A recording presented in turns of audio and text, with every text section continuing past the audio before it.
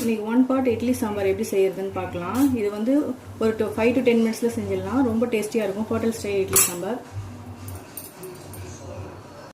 1 pot idli sambar எப்படி செய்யறதுன்னு பார்க்கலாம். 1 pot இட்லி சாம்பார் செய்யறதுக்கு இதுல ஒரு 1/2 டம்ளர் அளவுக்கு துவரம் பருப்பு, அதுலயே வந்து மீதி மேல வந்து 1/2 டம்ளர் அளவுக்கு பாசி பருப்பு, மொத்தம் 1 டம்ளர் அளவுக்கு போட்டுக்கலாம்.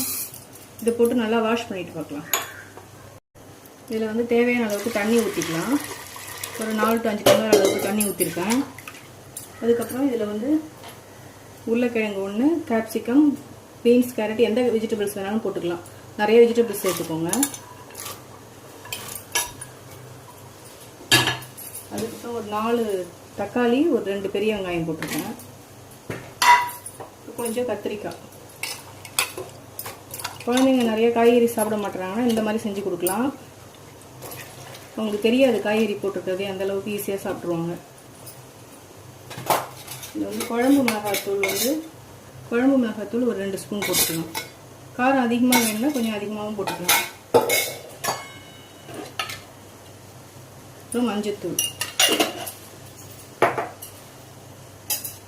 உப்பு தேவையான அளவுக்கு. அவ்வளோதான். இது எல்லாத்தையும் போட்டு நல்லா மிக்ஸ் பண்ணிவிட்டு அப்படியே ஸ்டவ்வில் வச்சு ஒரு 4 விசில் விட்டு எடுக்க வேண்டியதான்.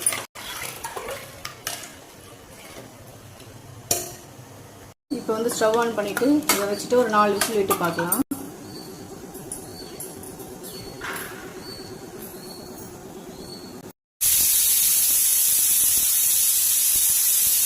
அவ்வளோதான் ஃப்ரெண்ட்ஸ். நல்லா 4 விசில் கொடுத்ததுக்கப்புறம் நல்லா இட்லி சாம்பார் ரெடி ஆகிடுச்சு. இதில் வந்து கொஞ்சம் இன்னும் நல்லா கிளறி விட்டுட்டு கொஞ்சம் தேவையான அளவுக்கு தண்ணி ஊற்றிக்கலாம். திக்காக வேணுனாலும் அப்படியே வச்சுக்கலாம். இதுக்கு ஒரு தாளிப்பு கொடுத்துடலாம். ஒரு கரண்டியில், தாளிப்பு கரண்டியில் கொஞ்சம் எண்ணெய் ஊற்றிட்டு கடுகு, சீரகம், உளுந்து எல்லாம், உளுத்தம்பருப்பு எல்லாம் போட்டு கொஞ்சம் பொரிஞ்சோடனே பெருங்காயம் கொஞ்சம் நிறையா போட்டுக்கோங்க.